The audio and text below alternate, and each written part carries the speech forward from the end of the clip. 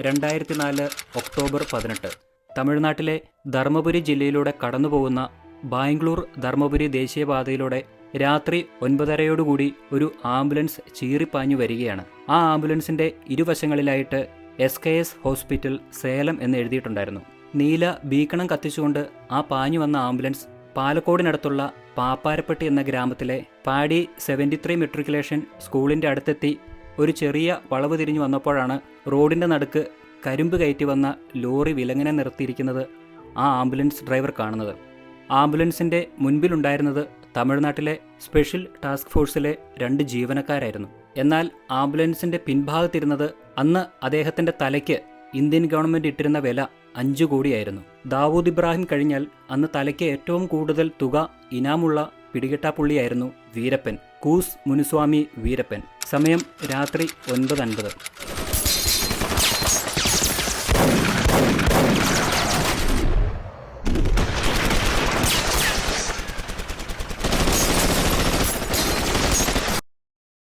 Hello, എല്ലാ കൂട്ടുകാർക്കും നമസ്കാരം.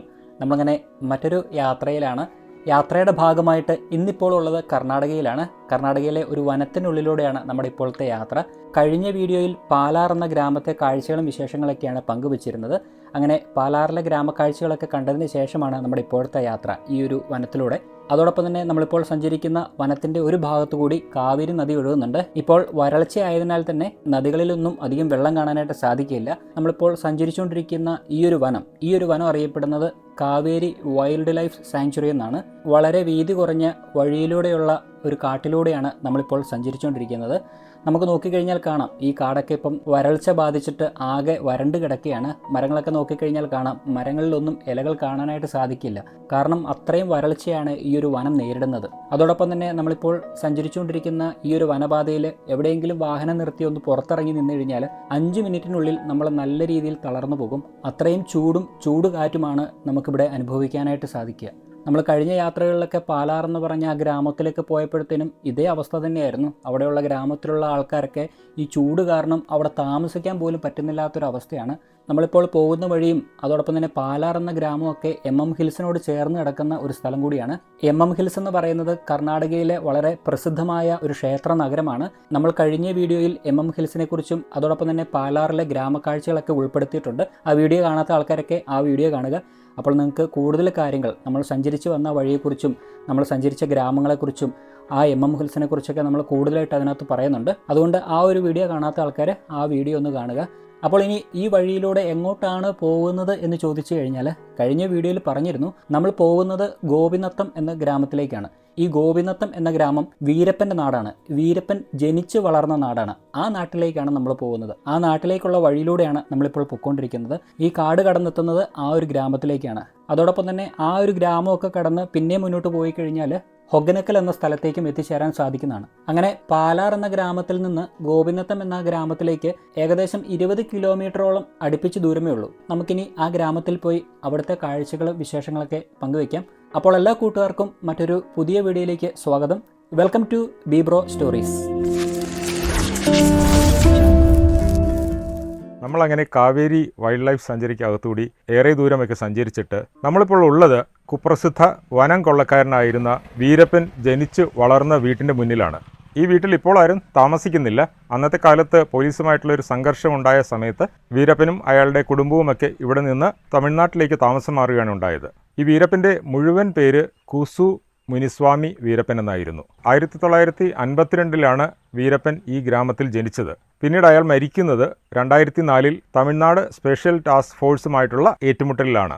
ഏതാണ്ട് 2.5 പതിറ്റാണ്ടുകളോളം സർക്കാരുകൾക്ക് തലവേദന സൃഷ്ടിച്ചുകൊണ്ട് തമിഴ്നാട്, കർണാടക, കേരള എന്നീ സംസ്ഥാനങ്ങളിലെ വനമേഖലകളിൽ വിഹരിച്ച് ആനക്കൊമ്പും ചന്ദനവും കൊള്ളയടിച്ച് യഥേഷ്ടം വിഹരിച്ച കുപ്രസിദ്ധ വനം കൊള്ളക്കാരനായിരുന്നു വീരപ്പൻ. അതോടൊപ്പം തന്നെ കുപ്രസിദ്ധ കൊള്ളക്കാരനായ വീരപ്പൻ ചിലർക്കൊക്കെ വീരപരിവേഷമുള്ളൊരു വ്യക്തിയായിരുന്നു. നാട്ടിലൊക്കെ ഒരു റോബിൻ ഹുഡിൻ്റെ പരിവേഷമാണ് അയാൾക്കുണ്ടായിരുന്നത്. വീരപ്പനെ സംബന്ധിച്ച് കുറേ സിനിമകളൊക്കെ ഇറങ്ങിയിട്ടുണ്ട്. വീരപ്പൻ്റെ കുപ്രസിദ്ധിയൊക്കെ ഒരു തലമുറയിൽപ്പെട്ട കുറേയെങ്കിലും ആൾക്കാർക്കൊക്കെ നന്നായി അറിയാവുന്നതാണ്. അപ്പോൾ അന്നത്തെ കാലത്തൊക്കെ മാധ്യമങ്ങളിലും മറ്റുമൊക്കെ വീരപ്പനെ സംബന്ധിച്ച് ധാരാളം കഥകളും വാർത്തകളും ഒക്കെ വരുന്നുണ്ടായിരുന്നു. അയാൾ വിഹരിച്ചിരുന്ന കാലത്ത് പോലീസുകാർ, വനംവകുപ്പുകാർ, സ്വന്തം ഗ്രാമവാസികൾ എന്നിവരെല്ലാം തന്നെ വീരപ്പൻ്റെ ക്രൂരതയ്ക്ക് പാത്രമായിരുന്നു. ഈ 3 സംസ്ഥാനങ്ങളിലെ പോലീസ് സേനയും ഇതുകൂടാതെ കേന്ദ്ര സേനയുമൊക്കെ വീരപ്പനെ പിടികൂടാനായിട്ട് അക്കാലത്ത് അശ്രാന്ത പരിശ്രമം തന്നെ നടത്തുന്നുണ്ടായിരുന്നു. അക്കാലയളവിൽ ഏകദേശം 124ഓളം വനംവകുപ്പ് ഉദ്യോഗസ്ഥരെയും പോലീസുകാരെയും ഗ്രാമീണരെയുമാണ് വീരപ്പനും വീരപ്പൻ്റെ കൂട്ടാളികളും വകവരുത്തിയതെന്നാണ് അനുമാനിക്കുന്നത്. ഇവരിൽ ഉയർന്ന പോലീസ് ഉദ്യോഗസ്ഥരും വനംവകുപ്പ് ഉദ്യോഗസ്ഥരുമൊക്കെ ഉൾപ്പെടുന്നുണ്ടായിരുന്നു. വീരപ്പൻ്റെ ആനവേട്ട കുപ്രസിദ്ധമായിരുന്നല്ലോ. അക്കാലങ്ങളിൽ ഏകദേശം 2000ഓളം ആനകളെ കൊന്നൊടുക്കിയിട്ടാണ് വീരപ്പനും അയാളുടെ കൂട്ടാളികളും അതിൻ്റെ കൊമ്പ് എടുത്തിരുന്നത്. ഇതുകൂടാതെ 10,000ഓളം ചന്ദനമരങ്ങളാണ് നമ്മുടെ കാടുകളിൽ നിന്ന് വീരപ്പനും കൂട്ടാളികളും കൊള്ളയടിച്ചത്. അങ്ങനെ 25 കൊല്ലത്തോളം ഈ കാടുകളിൽ സ്വൈര്യവിഹാരം നടത്തിയിരുന്ന വീരപ്പനെയും അയാളുടെ കൂട്ടാളികളെയും വകവരുത്തുന്നതിന് വേണ്ടിയിട്ട് തമിഴ്നാട് സർക്കാരിന് 100 കോടി രൂപയാണ് ചെലവായതായിട്ട് പറയപ്പെടുന്നത്. 1987 വീരപ്പനും സംഘവും അതിക്രൂരമായിട്ടുള്ളൊരു കൊലപാതകം നടത്തി. അന്ന് ഇവിടെ ഫോറസ്റ്റ് ഓഫീസറായിരുന്ന ശ്രീനിവാസൻ്റെ തല വെട്ടി കൊലപ്പെടുത്തുകയാണ് ഉണ്ടായത്. എന്നിട്ട് ആ തല ഉപയോഗിച്ച് വീരപ്പനും കൂട്ടാളികളും ഫുട്ബോൾ കളിച്ചു എന്നാണ് പറയപ്പെടുന്നത്. ഈ നിഷ്ഠൂരമായ കൊലപാതകം അന്നത്തെ വാർത്താ മാധ്യമങ്ങളിലൊക്കെ വളരെ കോളിളക്കം സൃഷ്ടിച്ച ഒരു വാർത്ത തന്നെയായിരുന്നു. ഈ വാർത്ത കേന്ദ്ര സർക്കാരിനെയൊക്കെ ഇക്കാര്യത്തിൽ ഇടപെടാനായിട്ട് പ്രേരിപ്പിക്കുകയാണ് ഉണ്ടായത്. ഇതുകൂടാതെ 1993 മറ്റൊരു സംഭവം കൂടി ഉണ്ടായി. ഇപ്പോൾ നിങ്ങൾ കണ്ടതുപോലെ നമ്മളിപ്പോൾ കടന്നു വന്ന പാലാർ എന്ന ആ ഒരു ഗ്രാമത്തിന് സമീപം വെച്ചിട്ട് ഒരു പോലീസ് കോൺവോയിയെ വീരപ്പനും കൂട്ടാളികളും ആക്രമിക്കുകയുണ്ടായി. അന്ന് 22ഓളം പോലീസ് ഉദ്യോഗസ്ഥരാണ് വീരപ്പൻ്റെ ലാൻഡ് മൈൻ ആക്രമണത്തിൽ കൊല്ലപ്പെട്ടത്. ഈ സംഭവങ്ങളൊക്കെ തന്നെ സർക്കാരുകളുടെയൊക്കെ ക്ഷമയെ പരീക്ഷിക്കുന്നതായിരുന്നു.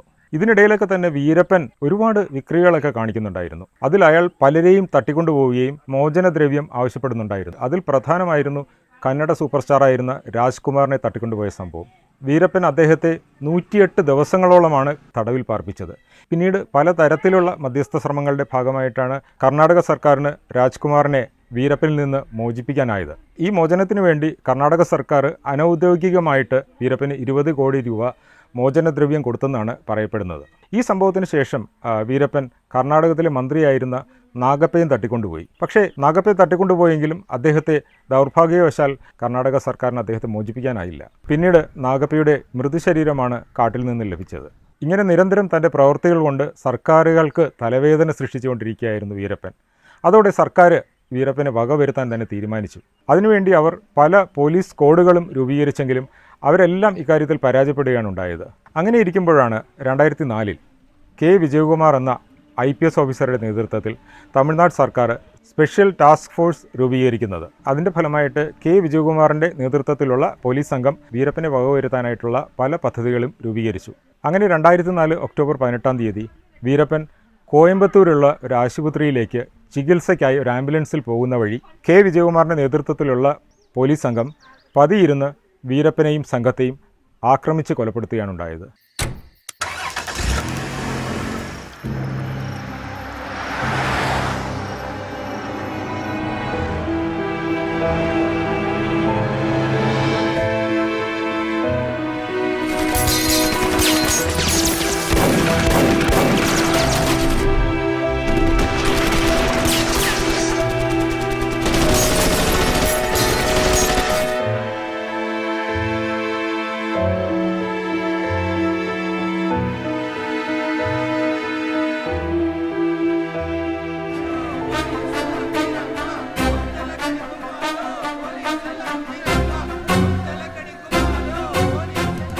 അങ്ങനെയാണ് ഏകദേശം 3 പതിറ്റാണ്ടോളം 3 സംസ്ഥാനങ്ങൾക്ക് തീരാ തലവേദനയായിരുന്ന വീരപ്പൻ കൊല്ലപ്പെട്ടത്. ഇതാണ് വീരപ്പനെ സംബന്ധിച്ചിട്ടുള്ള ഒരു ചെറിയ ജീവിത ചരിത്രം.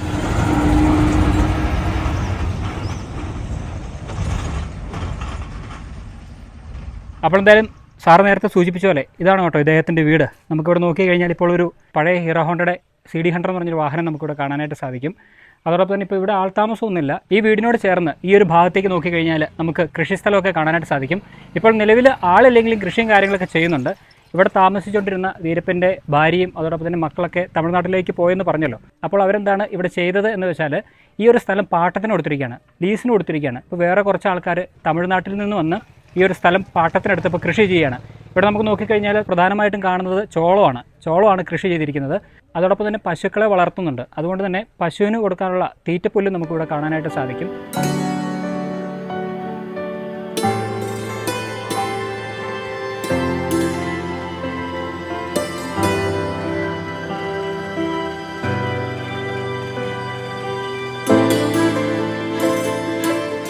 അതോടൊപ്പം തന്നെ ഈ കൃഷിഭൂമിയുടെ കുറച്ച് ദൂരത്തായിട്ട് നമുക്ക് മലനിരകളൊക്കെ കാണാൻ കഴിയും.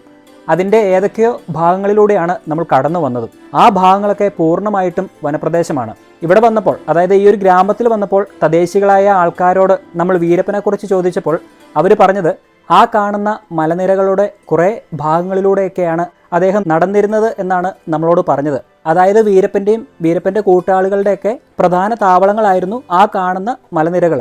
നമ്മൾ ഇവിടെ വന്ന് വീരപ്പനെക്കുറിച്ച് ഈ ഗ്രാമവാസികളോടൊക്കെ ചോദിക്കുമ്പോൾ അവരൊന്നും വിട്ടു പറയാനായിട്ട് തയ്യാറാകുന്നില്ല. വീരപ്പൻ മരിച്ചിട്ടും ഈ ഗ്രാമത്തിലുള്ളവർക്ക് ഇപ്പോഴും പേടിയാണ്. എന്തിനാണ് ഇവർ ഇപ്പോഴും പേടിക്കുന്നത് എന്നുള്ളത് നമുക്ക് മനസ്സിലായില്ല. എന്നാലും കുറച്ചുകൂടിയൊക്കെ നടന്ന് നമ്മൾ ഈ ഗ്രാമത്തിലൂടെയൊക്കെ അന്വേഷിച്ചപ്പോൾ നമുക്ക് മനസ്സിലായ ഒരു കാര്യം, വീരപ്പൻ്റെ ബന്ധുക്കളൊക്കെ ഈ ഗ്രാമത്തിൽ കുറച്ച് ഭാഗങ്ങളിലൊക്കെ ആയിട്ട് താമസിക്കുന്നുണ്ട്. അതുകൊണ്ടാണ് മറ്റുള്ള ആൾക്കാരൊന്നും വീരപ്പനെക്കുറിച്ച് ചോദിക്കുമ്പോൾ ഒന്നും വിട്ടു പറയാത്തത്. പിന്നെ അതുമാത്രമല്ല, വീരപ്പൻ്റെ ഭാര്യയും കുട്ടിയൊക്കെ ജീവിച്ചിരിപ്പുണ്ട്. ഈ കാരണങ്ങളൊക്കെ തന്നെയാണ് ഗ്രാമവാസികളൊന്നും നമ്മളോട് വിട്ടു പറയാത്തത്. ഈ ഗോപിനത്തം എന്ന ഗ്രാമം തമിഴ്നാടുമായിട്ട് അതിർത്തി പങ്കിടുന്ന ഒരു ഗ്രാമം കൂടിയാണ്. അതുകൊണ്ട് തന്നെ ഈ ഗ്രാമത്തിലുള്ള ഒട്ടുമിക്ക ഗ്രാമവാസികൾക്കും തമിഴ് അത്യാവശ്യം അറിയാം. നമ്മളിപ്പോൾ വീരപ്പനെക്കുറിച്ചൊക്കെ ചോദിച്ചു കഴിഞ്ഞാൽ അവർ കന്നഡ പറഞ്ഞ് ഒഴിഞ്ഞു മാറുകയാണ് ചെയ്യുന്നത്. എന്നാൽ ഈ ഒരു ഗ്രാമത്തെക്കുറിച്ചോ കൃഷിസ്ഥലങ്ങളെക്കുറിച്ചോ ഇവിടുത്തെ പ്രധാന കൃഷി എന്താണെന്നോ അല്ലെങ്കിൽ മലനിരകളെക്കുറിച്ചോ ഒക്കെ ചോദിച്ചു കഴിഞ്ഞാൽ അവർ തമിഴിൽ നമ്മളോട് പറഞ്ഞു തരും. എന്നാൽ വീരപ്പനെക്കുറിച്ച് മാത്രം ചോദിക്കുമ്പോൾ കന്നഡ പറഞ്ഞിട്ട് അവർ ഒഴിഞ്ഞു മാറുകയാണ്. അതായത് വീരപ്പനെക്കുറിച്ച് ഒന്നും പറയാനായിട്ട് അവർ തയ്യാറാകുന്നില്ല. നമ്മൾ ഈ ഒരു ഗ്രാമത്തിൽ വന്ന് 1-2 ആൾക്കാരോടൊക്കെ സംസാരിച്ചു. അവർ വീരപ്പനെയൊക്കെ കണ്ടിട്ടുണ്ട്. എന്നാൽ വീഡിയോയിൽ പറയാമോ അല്ലെങ്കിൽ വീഡിയോയിൽ അതിനെക്കുറിച്ച് എന്തെങ്കിലും പറയുമോ എന്ന് ചോദിക്കുമ്പോൾ അവർ ഒഴിഞ്ഞു മാറുകയാണ് ചെയ്യുന്നത്.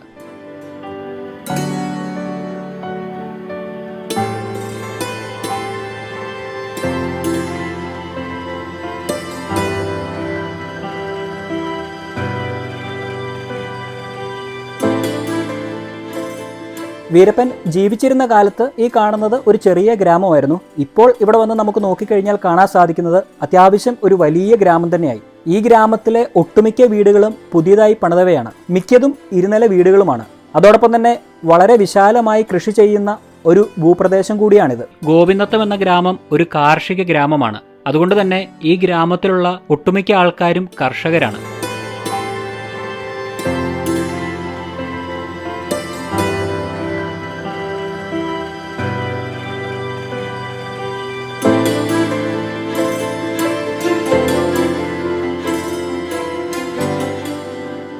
അങ്ങനെ നമ്മൾ വീരപ്പന്റെ ഗോപിനാഥം എന്ന ആ ഗ്രാമത്തിൽ നിന്ന് നമ്മൾ തിരിച്ചു പോവുകയാണ്. നമ്മൾ വന്ന വഴി കൂടെയാണ് ഇപ്പോൾ തിരിച്ചു പോകുന്നത്. പാലാർ എന്ന വഴിയാണ് നമ്മൾ വന്നത്.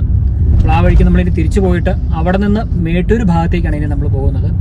നമ്മൾ വന്നപ്പോൾ പറഞ്ഞിരുന്നു ഈ ഒരു കാടിനെ കുറിച്ചൊക്കെ. അങ്ങോട്ട് പോയ സമയത്ത് ഒരു കാര്യം പറയാൻ വിട്ടുപോയിരുന്നു. അതെന്താണെന്ന് വെച്ച് കഴിഞ്ഞാൽ, ഈ കാട്ടിലൂടെ വരുന്ന സമയത്ത് കാടിന്റെ ഇരുവശങ്ങളിലായിട്ട് പാറക്കെട്ടുകളും പാറയിടുക്കുകളൊക്കെ നമുക്ക് കാണാനായിട്ട് സാധിക്കും. അപ്പോൾ അത് പറഞ്ഞു വന്നതിന്റെ ഉദ്ദേശം എന്താണെന്ന് വെച്ച് കഴിഞ്ഞാൽ, പണ്ട് കാലങ്ങളിലൊക്കെ വീരപ്പൻ ഒളിച്ചിരുന്ന് പതിയിരുന്ന് ആക്രമിക്കുന്ന സ്ഥലങ്ങളായിരുന്നു. പ്രത്യേകിച്ച് പോലീസുകാരെയൊക്കെ ആക്രമിക്കാൻ വേണ്ടി അദ്ദേഹം ഈ പാറയിടുക്കുകളുടെ ഇടയിൽ ഒളിച്ചിരിക്കും. അങ്ങനെ പതിയിരുന്നിട്ട് വെടിവെച്ചും മറ്റു രീതിയിലൊക്കെയാണ് അദ്ദേഹം ആക്രമിച്ചുകൊണ്ടിരുന്നത്. നമ്മൾ ഇതിലൂടെ ഇങ്ങനെ യാത്ര ചെയ്ത സമയത്ത് ഓർത്തപ്പോൾ അതിനെക്കുറിച്ച് പറഞ്ഞു എന്ന് മാത്രം. ഇനി അധികം ദൂരമില്ല പാലാറിലേക്ക്, ഏകദേശം 10 കിലോമീറ്റർ ഉള്ളൂ. അപ്പോൾ എന്തായാലും നമുക്കിനി പാലാർ വഴി മേട്ടൂരിലേക്കുള്ള നമ്മുടെ യാത്ര തുടരാം.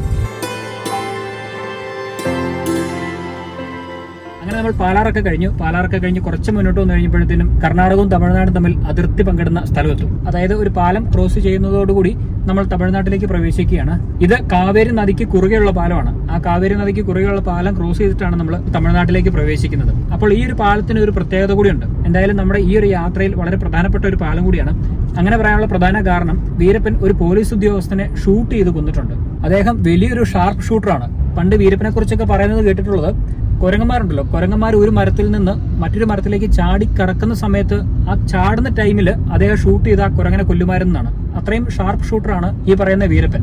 അങ്ങനെ വീരപ്പൻ പാലത്തിന്റെ താഴെ നദിയുടെ അരികിൽ ഒരു ഭാഗത്ത് നിന്ന് ഷൂട്ട് ചെയ്ത് ഒരു പോലീസ് ഉദ്യോഗസ്ഥനെ വെടിവെച്ചു കൊന്നു.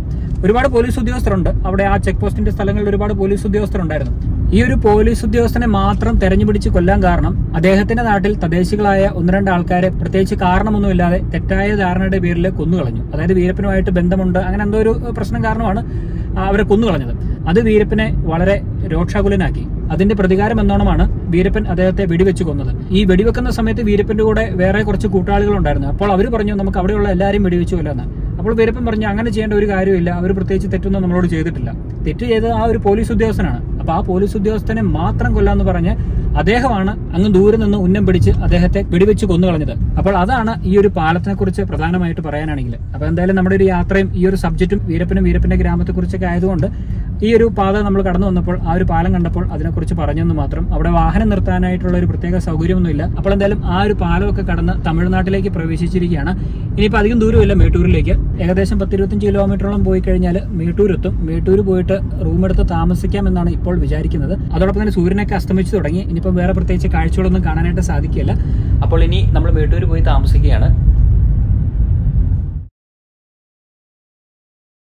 കഴിഞ്ഞ യാത്രയിൽ നമ്മൾ MM ഹിൽസിൽ നിന്ന് ഗോപിനാഥം എന്നീ ഗ്രാമങ്ങളൊക്കെ സന്ദർശിച്ച് അവിടുത്തെ വിശേഷങ്ങളൊക്കെ പങ്കുവച്ചതിന് ശേഷമാണ് മേട്ടൂർ എന്ന ചെറിയ പട്ടണത്തിലേക്ക് എത്തിച്ചേർന്നത്. മേട്ടൂർ എന്ന ചെറിയ പട്ടണത്തെ പ്രസിദ്ധമാക്കുന്നത് ഇവിടെയുള്ള ഒരു ഡാമാണ്, മേട്ടൂർ ഡാം. ഈ മേട്ടൂരുള്ള ഈ ഒരു ഡാം പണിതിരിക്കുന്നത് 1934-ലാണ്. കാവേരി നദിക്ക് കുറുകെയാണ് ഈ ഒരു ഡാം പണിതിരിക്കുന്നത്. അതോടൊപ്പം തന്നെ ഇന്ത്യയിലെ ഏറ്റവും വലിയ ഡാമുകളിൽ ഒന്നാണ് ഈ മേട്ടൂർ ഡാം എന്ന് പറയുന്നത്. 1934 പണി ആരംഭിച്ച ഡാം 9 വർഷം കൊണ്ടാണ് ഈ പണി കംപ്ലീറ്റ് ആക്കിയത്. ആ സമയത്ത് ലോകത്തിലെ ഏറ്റവും വലിയ ഡാമായിട്ടാണ് അന്ന് കണക്കാക്കിയിരുന്നത്. അതോടൊപ്പം തന്നെ ഈ ഒരു ഡാം പണിയുന്ന സമയത്ത് ഏകദേശം 17,000-ഓളം ആൾക്കാർ ചേർന്നിട്ടാണ് ഈ ഒരു ഡാം പണിയുന്നത്, അല്ലേ സാറേ? അതെ.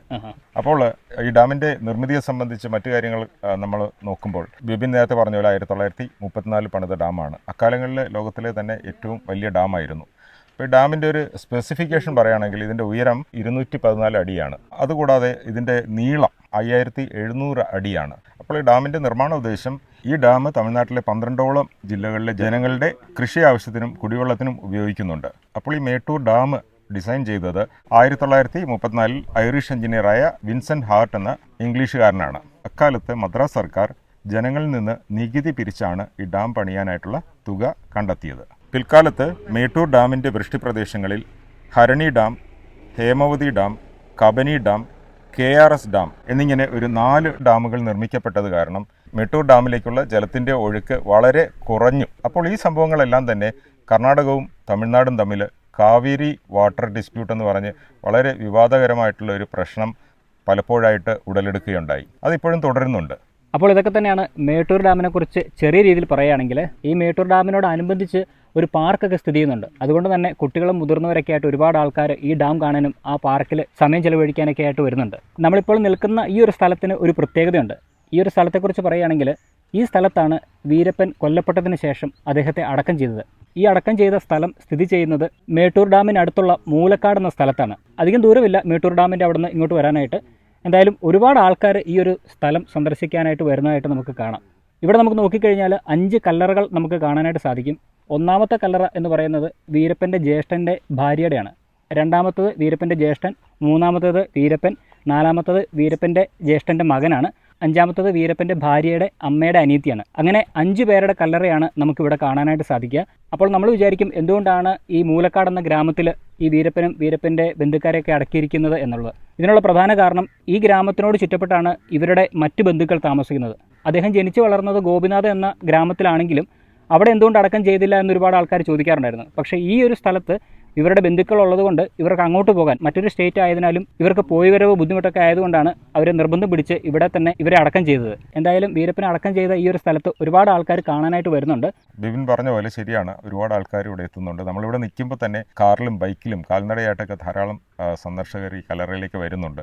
അപ്പോൾ അതിൽ നിന്ന് ഒരു കാര്യം നമുക്ക് മനസ്സിലാക്കാവുന്നത് പ്രസിദ്ധിയും കുപ്രസിദ്ധിയുമൊക്കെ നമ്മുടെ നാട്ടുകാരെ സംബന്ധിച്ചിടത്തോളം ഒരു വീരാരാധനയാണ്. അപ്പോൾ വീരപ്പൻ എന്തായാലും ഒരു പ്രസിദ്ധനല്ല, അയാളൊരു കുപ്രസിദ്ധനായിട്ടുള്ളൊരു കള്ളനായിരുന്നു. അത് സാധാരണ ഒരു പൊതുസമൂഹത്തിന് അംഗീകരിക്കാൻ കഴിയുന്നതല്ല. പക്ഷേ നമ്മൾ ഇവിടെ നിന്ന് നോക്കുമ്പോൾ ഒരുപാട് പേര് ഈ കല്ലറയിൽ വന്ന് തൊഴുത് ആരാധിക്കുന്നുണ്ട്. അവർ വിളക്ക് കത്തിക്കുന്നുണ്ട്, ചന്ദനത്തിരിയൊക്കെ കത്തിക്കുന്നുണ്ട്. അങ്ങനെ ഒരു വീരപരിവേഷമാണ് ഈ നാട്ടിൽ വീരപ്പനുള്ളത്. അപ്പോൾ ഇതൊക്കെ തന്നെയാണ് മൂലക്കാട് എന്ന ഈ ഒരു ഗ്രാമത്തിൻ്റെ പ്രത്യേകത.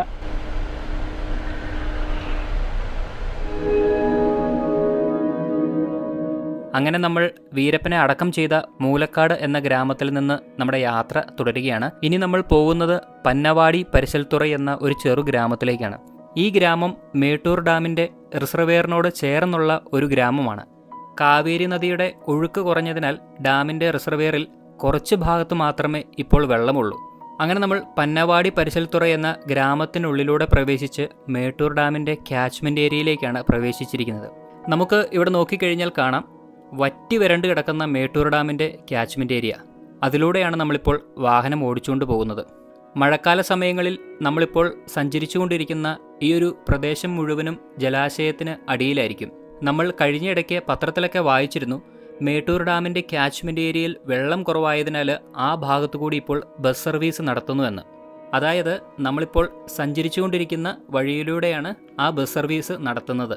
ഇനി ഈ വഴിയിലൂടെ ബസ് സർവീസ് നടത്തുന്നതിൻ്റെ പ്രധാന ഉദ്ദേശം, നമ്മളിപ്പോൾ യാത്ര ചെയ്തുകൊണ്ടിരിക്കുന്ന ഈ വഴിയുണ്ടല്ലോ, ഈ വഴിയുടെ അവസാന ഭാഗത്ത് ഒരു ഫെറി സർവീസ് നടത്തുന്നുണ്ട്. ആ ഫെറി സർവീസ് നടത്തുന്നത് മറ്റൊരു ഗ്രാമത്തിലേക്കാണ്. അപ്പോൾ ആ ഗ്രാമത്തിലേക്ക് പോകേണ്ട ആൾക്കാരെ മേട്ടൂരിൽ നിന്നും മറ്റു പ്രദേശങ്ങളിൽ നിന്നുമൊക്കെ ഫെറി സർവീസ് നടത്തുന്ന സ്ഥലം വരെ എത്തിച്ചു കൊടുക്കുക എന്നതാണ് ആ ബസ് സർവീസിൻ്റെ ദൗത്യം. ഫെറി സർവീസൊക്കെ നമുക്ക് അവിടെ എത്തിയതിന് ശേഷം കാണാം. എന്തായാലും ഈ വഴിയിലൂടെയുള്ള യാത്ര വളരെ ദുഷ്കരമാണ്. ഇത്രയും വരണ്ട പ്രദേശത്തു കൂടിയുള്ള ഒരു യാത്ര നമ്മൾ നടത്തിയിട്ടില്ല എന്ന് തന്നെ വേണമെങ്കിൽ പറയാം. എത്ര ദൂരമാണ് വരൾച്ച കാരണം ഈ ഭാഗത്തു നിന്നുള്ള വെള്ളം ഇറങ്ങിപ്പോയിരിക്കുന്നത്. അതോടൊപ്പം തന്നെ ഈ മേട്ടൂർ ഡാമിൻ്റെ സമീപ പ്രദേശങ്ങളിലുള്ള ഗ്രാമങ്ങളിലെല്ലാം കൃഷിയെ ആശ്രയിച്ച് ജീവിക്കുന്നവരാണ്.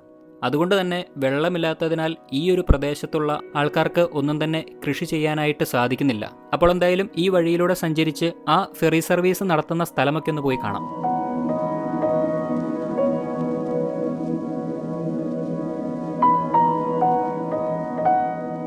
നമ്മളങ്ങനെ ഫെറി സർവീസ് നടത്തുന്ന സ്ഥലത്ത് എത്തുന്നതിന് മുൻപായിട്ട് കുറച്ച് ആൾക്കാർ താൽക്കാലികമായി ഷെഡ് കെട്ടിയിട്ട് ലൈവായിട്ട് ഫിഷ് ഫ്രൈ ചെയ്ത് കൊടുക്കുന്നത് കണ്ടു. അപ്പോൾ ഇന്ന് ഉച്ചയ്ക്ക് ഭക്ഷണം കഴിക്കാത്തത് കൊണ്ട് ഇവിടുത്തെ ആൾക്കാർ വിൽക്കാൻ വെച്ചിരിക്കുന്ന മത്സ്യം വാങ്ങിച്ച് ഫ്രൈ ചെയ്ത് കഴിക്കാമെന്നാണ് വിചാരിക്കുന്നത്. അങ്ങനെ നമ്മൾ ഇവിടെ വന്ന് ഒരു ചേച്ചിയുടെ അടുത്ത് നിന്ന് ഫിഷ് ഫ്രൈ ഓർഡർ ചെയ്തു.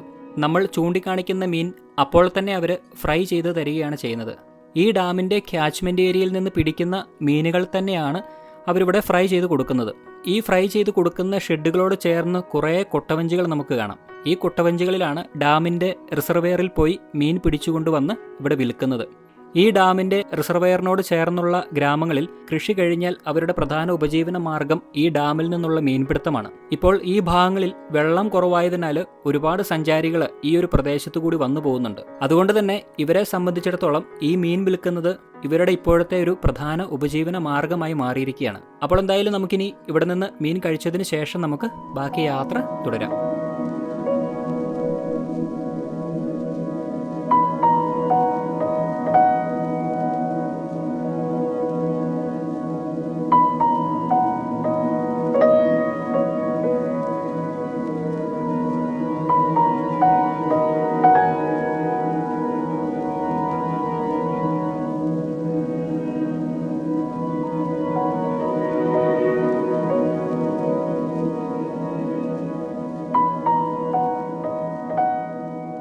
അങ്ങനെ മീനൊക്കെ ടേസ്റ്റ് ചെയ്തു. അത്യാവശ്യം കുഴപ്പമില്ലാത്ത ഒരു ടേസ്റ്റ് ഉണ്ടായിരുന്നു. ഇവിടുത്തെ നാട്ടിലെ രീതിയിലുള്ള മീൻ ഫ്രൈ ആണ് നമ്മൾ കഴിച്ചത്. നമ്മുടെ നാട്ടിലെയുമായിട്ട് താരതമ്യം ചെയ്യുമ്പോഴത്തേനും അത്ര ടേസ്റ്റ് ഇല്ല. ഇവരുടെ രീതി അനുസരിച്ചുള്ള ഒരു ടേസ്റ്റ് നമുക്ക് ഇവിടെ നിന്ന് ലഭിച്ചിട്ടുണ്ട്. അപ്പോൾ എന്തായാലും അവിടെ നിന്ന് ആ മീനൊക്കെ മേടിച്ച് കഴിച്ചതിന് ശേഷം കുറച്ചുകൂടി മുന്നോട്ട് വന്നിരിക്കുകയാണ്. ഇവിടെ നമുക്ക് നോക്കിക്കഴിഞ്ഞാൽ നേരത്തെ സൂചിപ്പിച്ച പോലെ ഇവിടെ നിന്ന് ഫെറി സർവീസ് ഉണ്ട്. അപ്പോൾ ഈ ഒരു ഫെറി സർവീസ് നടത്തുന്നത് നാഗമറൈ എന്നൊരു ഗ്രാമത്തിലേക്കാണ്. ആ ഗ്രാമത്തിലേക്ക് പോകണമെങ്കിൽ രണ്ട് രീതിയിലാണ് പ്രധാന പാതയുള്ളത്.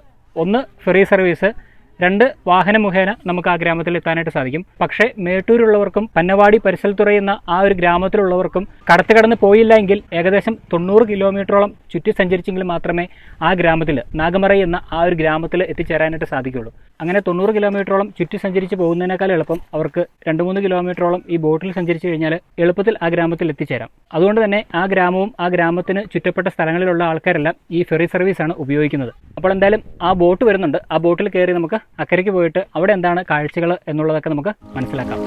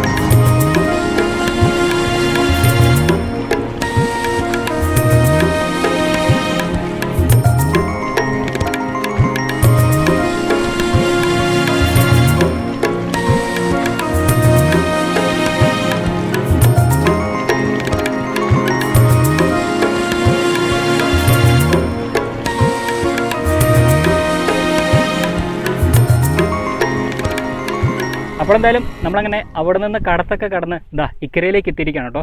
മേട്ടൂർ ഡാമിൻ്റെ ക്യാച്ച്മെൻറ്റ് ഏരിയയിലൂടെ ഇങ്ങനെ കുറേ ദൂരം ഏകദേശം 1.5 കിലോമീറ്ററോളം നടന്നു കഴിഞ്ഞാൽ നാഗമറൈ എന്ന ഒരു ഗ്രാമത്തിലേക്ക് എത്തിച്ചേരാൻ സാധിക്കുന്നതാണ്.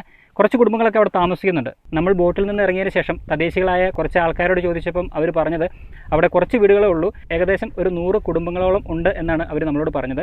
പിന്നെ കൃഷിയാണ് പ്രധാന വരുമാന മാർഗ്ഗം. ഇപ്പോൾ വെള്ളമില്ലാത്തതിനാൽ കൃഷിയും കാര്യങ്ങളൊന്നുമില്ല. ഇപ്പോൾ അവിടെ നിലം വെറുതെ തരിശായിട്ട് കിടക്കുകയാണെന്നാണ് അവർ നമ്മളോട് പറഞ്ഞത്. പോയി കഴിഞ്ഞാലും പ്രത്യേകിച്ച് ഒന്നും കാണാനില്ല. നിങ്ങൾക്ക് അവിടം വരെ വേണമെങ്കിൽ പോകാം, അതല്ലാതെ വേറെ പ്രത്യേകിച്ച് ഒന്നും കാഴ്ചകൾ കാണാൻ പറ്റില്ല. അതുകൊണ്ട് ആ ഒരു ഗ്രാമത്തിലേക്ക് പോയിട്ട് പ്രത്യേകിച്ച് കാഴ്ചകളില്ലാത്തതുകൊണ്ട് നമ്മളിനി അങ്ങോട്ട് പോകുന്നില്ല. എന്നിരുന്നാലും നമ്മൾ ഡ്രോൺ വിഷ്വൽസ് വെച്ചിട്ട് ഒരു ചെറിയ ഒരു പരിശ്രമം നടത്തി ആ ഗ്രാമത്തിൻ്റെ ഒരു ഏരിയൽ വ്യൂ നമുക്ക് കിട്ടിയിട്ടുണ്ട്. അവിടെ കുറച്ച് ഭാഗങ്ങളിൽ കൃഷി ചെയ്യുന്നുണ്ട്. കുഴൽക്കിണറൊക്കെ ഉപയോഗിച്ച് വെള്ളം കിട്ടുന്ന കുറച്ച് സ്ഥലങ്ങളിൽ മാത്രം അവർ കൃഷി ചെയ്യുന്നുണ്ടെന്നാണ് അവർ നമ്മളോട് പറഞ്ഞത്. അത് പ്രധാനമായിട്ടും ചോളം പിന്നെ പച്ചമുളക് ഉണ്ടല്ലോ, അതൊക്കെ തന്നെയാണ് അവിടുത്തെ ഒരു പ്രധാന കൃഷി. നമ്മൾ വരുന്ന വഴിയിലൊക്കെ കണ്ടിരുന്നു ചോളവും അതോടൊപ്പം തന്നെ പച്ചമുളക്, വാഴ ഇതൊക്കെ കൃഷി ചെയ്യുന്ന സ്ഥലം. അപ്പോൾ അതുകൊണ്ടാണ് നമ്മൾ അങ്ങോട്ട് പോകാത്തത്. ആ ഒരു കൃഷി മാത്രമേ അവിടെ ഉള്ളൂ. വ്യത്യസ്തമായ ഒരു കൃഷിയൊന്നും നമുക്ക് അവിടെ കാണാനായിട്ട് സാധിക്കില്ല. അതുകൊണ്ട് 2 കിലോമീറ്ററോളം നടന്ന് നമുക്ക് ആ ഗ്രാമത്തിൽ പോകണ്ടെന്ന് വെച്ചു. മറ്റൊരു കാര്യം കൂടിയുണ്ട്, 5:30 ആകുമ്പോഴത്തേനും ഇവിടുത്തെ ബോട്ട് സർവീസ് നിർത്തും. അപ്പോൾ അതിന് മുൻപ് നമ്മൾ അവിടെ പോയി വീഡിയോ എടുത്ത് തിരിച്ചു വരിക എന്ന് പറയുന്നത് അത്ര ഈസിയായ കാര്യമല്ല. അതല്ല എങ്കിൽ നമ്മൾ ഒരുപാട് ചുറ്റിക്കറങ്ങിയിട്ട് വേണം നമ്മൾ വാഹനം പാർക്ക് ചെയ്ത സ്ഥലത്തേക്ക് എത്താനായിട്ട്. ബസ്സിലാണെങ്കിൽ നമ്മളിപ്പോൾ നിൽക്കുന്നത് വറ്റി വരണ്ട ക്യാച്ച്മെൻറ്റ് ഏരിയയിലാണ്. കുറച്ച് ഭാഗങ്ങളിലൊക്കെയാണ് വെള്ളം കിടക്കുന്നത്. അതിലൂടെയാണ് ഇപ്പോൾ ബോട്ട് സർവീസ് നടത്തുന്നത്. നമ്മൾ മഴക്കാല സമയങ്ങളിൽ വരികയാണെങ്കിൽ പന്നവാടി എന്ന ആ ഒരു ഗ്രാമത്തിൽ നിന്ന് ഏകദേശം 2-3 കിലോമീറ്ററോളം ബോട്ടിലൂടെ സഞ്ചരിച്ചെങ്കിൽ മാത്രമേ ഇവരുടെ ഗ്രാമത്തിലേക്ക് എത്താനായിട്ട് സാധിക്കുള്ളൂ. നമ്മൾ കടത്ത് വന്ന ആ ഒരു വള്ളം കണ്ടില്ലേ, അതിൻ്റെ ഒരു പ്രത്യേകത ഒരു കൊട്ടവഞ്ചിയും അതോടൊപ്പം തന്നെ ഒരു സാധാ വള്ളവും കൂടെ കൂട്ടി യോജിപ്പിച്ചിട്ടാണ് കടത്തുന്നത്. ഒരെണ്ണത്തിനകത്ത് ബൈക്കും പിന്നെ കുറച്ച് ആൾക്കാരും കാണും, പിന്നെ വള്ളത്തിലും കുറച്ച് ആൾക്കാർ കാണും. അങ്ങനെ 2 രീതിയിലാണ് ഒരേ സമയത്ത് ബൈക്കും ആൾക്കാരും അക്കരയ്ക്കരയൊക്കെ സഞ്ചരിക്കുന്നത്. അതോടൊപ്പം തന്നെ ആ വള്ളം പ്രവർത്തിക്കുന്നത് ഡീസൽ എഞ്ചിൻ ഉപയോഗിച്ചിട്ടാണ്. അപ്പോൾ ഇതൊക്കെ തന്നെയാണ് കടന്ന് ഈ നാഗമറൈ എന്ന ഗ്രാമത്തിൻ്റെ അടുത്ത് വന്നപ്പോൾ കണ്ട വിശേഷങ്ങൾ.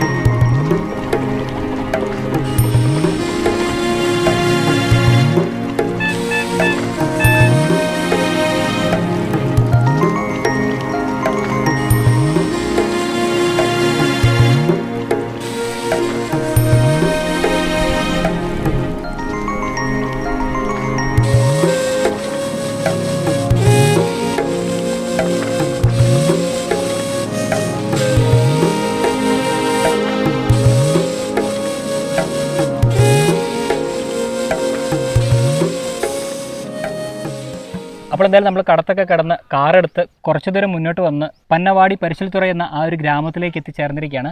അങ്ങോട്ട് പോയപ്പോൾ ഈ ഒരു ഗ്രാമം കടന്നിട്ടാണ് നമ്മൾ പോയത്. തിരിച്ചു വരുമ്പോൾ കയറാമെന്ന് വിചാരിച്ചിട്ടാണ് നേരെ അങ്ങോട്ട് പോയത്. മേട്ടൂരിൽ നിന്ന് ഏകദേശം ഒരു 10 കിലോമീറ്ററോളം മാറിയാണ് ഈ ഒരു ഗ്രാമം സ്ഥിതി ചെയ്യുന്നത്. ഞാൻ നേരത്തെ പറഞ്ഞിരുന്നു, മഴക്കാല സമയങ്ങളിൽ ഏകദേശം നമ്മളിപ്പോൾ നിൽക്കുന്നതിൻ്റെ അടുത്ത് വരെ ബോട്ട് സർവീസ് ഉണ്ടാവും. ആ സമയത്ത് വെള്ളം ഈ ഒരു ഭാഗത്തൊക്കെ വരികയും ഇവിടെ നിന്നാണ് ആൾക്കാർ ബോട്ടിൽ കയറിയിട്ട് നമ്മൾ പോയി കണ്ട ആ ഒരു ഗ്രാമത്തിലേക്കൊക്കെ പോകുന്നത്. അപ്പോൾ ഇവിടെ നിന്ന് അത്രയും ദൂരം ക്യാച്ച്മെൻറ്റ് ഏരിയയിലെ ജലം വ്യാപിച്ച് കിടക്കുകയാണ്. അപ്പോൾ എത്രമാത്രം ജലം ആ ഒരു സമയത്ത് മഴക്കാല സമയങ്ങളിൽ ഇവിടെ നിറയും എന്നുള്ളത് ഒന്ന് ചിന്തിച്ചു നോക്കിയാൽ മതി. ഈ ഗ്രാമത്തിൽ നിന്ന് ഏകദേശം 2 കിലോമീറ്ററോളം സഞ്ചരിച്ചെങ്കിൽ മാത്രമേ ഇപ്പോൾ ആ ഫെറി സർവീസ് നടത്തുന്ന ആ ഒരു സ്ഥലം വരെ എത്താനായിട്ട് സാധിക്കുകയുള്ളൂ. പിന്നെ നമ്മളിപ്പോൾ കയറിയതുപോലെ ആ ഫെറി സർവീസിൽ കയറി അക്കരയ്ക്ക് പോയി അവരുടെ ഗ്രാമത്തിലെത്തണമെങ്കിൽ പിന്നെയും 2 കിലോമീറ്ററോളം ഉണ്ട്. ഏകദേശം 5 കിലോമീറ്ററോളം ദൂരമുണ്ട് ഇവിടെ നിന്ന് നമ്മളിപ്പോൾ പോയ ആ ഒരു ഗ്രാമത്തിലേക്ക്. അപ്പോൾ ഈ ക്യാച്ച്മെൻറ്റ് ഏരിയ നിറയുമ്പോൾ ഇത്രയും ദൂരം ആ തോണിയിൽ സഞ്ചരിച്ചിട്ടാണ് ആൾക്കാർ അങ്ങോട്ടും ഇങ്ങോട്ടൊക്കെ ഗ്രാമങ്ങളിലേക്ക് പോയി വരുന്നത്. അപ്പോൾ ഈ പന്നവാടി പരിശൽത്തുറ എന്ന ഈ ഗ്രാമത്തിൽ പ്രധാന കൃഷി എന്ന് പറയുന്നത് ചോളം, അതോടൊപ്പം തന്നെ ചാമ, പിന്നെ റാഗി, മറ്റ് പച്ചക്കറികളൊക്കെ ഇവിടെ കൃഷി ചെയ്യാറുണ്ട്. പിന്നെ ഇവരുടെ പ്രധാന ഉപജീവന മാർഗ്ഗം എന്ന് പറയുന്നത് മത്സ്യബന്ധനമാണ്. നമ്മളിപ്പോൾ കഴിച്ചില്ലേ മീൻ സിലോപ്പിയ, അത് പിന്നെ അതുകൂടാതെ മറ്റു മീനുകളൊക്കെ ഈ ക്യാച്ച്മെൻറ്റ് ഏരിയയിൽ നിന്ന് പിടിച്ച് ഈ പറയുന്ന രീതിയിൽ പുറത്തൊക്കെ കൊണ്ട് വിറ്റിട്ടാണ് പ്രധാനമായിട്ടും ഇവർ ഉപജീവനത്തിനുള്ള മാർഗ്ഗം കണ്ടെത്തുന്നത്. അതോടൊപ്പം തന്നെ നമ്മളിപ്പോൾ കഴിച്ച മീനുണ്ടല്ലോ സിലോപ്പിയ, അതൊരു വീട്ടിൽ ഉണങ്ങാനായിട്ട് ഇട്ടിട്ടുണ്ട്. അതിന് ഉണങ്ങി കഴിയുമ്പോഴത്തേനും അവർ മാർക്കറ്റിൽ കൊണ്ട് വിൽക്കും. അപ്പോൾ ഈ ക്യാച്ച്മെൻറ്റ് ഏരിയയിൽ നിന്ന് പിടിക്കുന്ന മീൻ പച്ചയായിട്ടും ഉണക്കമീനായിട്ടൊക്കെ അവർ വിൽക്കാറുണ്ട്.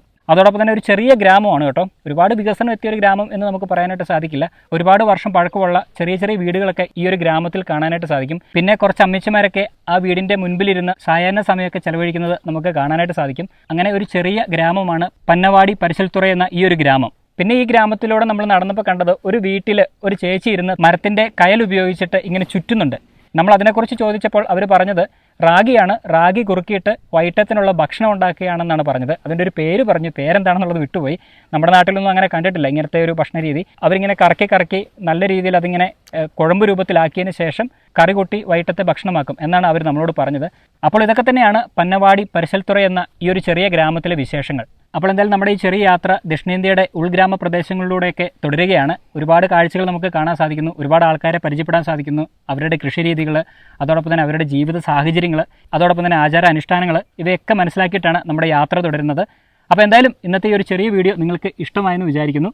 വീഡിയോ ഇഷ്ടമായെങ്കിൽ ലൈക്ക് ചെയ്യുക, ഷെയർ ചെയ്യുക, കമൻറ്റ് ചെയ്യുക. വേറെ പ്രത്യേകിച്ച് വിശേഷങ്ങളൊന്നുമില്ല. നിങ്ങളുടെയും കാര്യങ്ങളൊക്കെ ഉഷാറാകട്ടെ. മറ്റൊരു വീഡിയോയിൽ മനോഹരമായ കാഴ്ചകളുമായിട്ട് വരാം. അതുവരെ ഇവർക്കും ബൈ. Yes, by.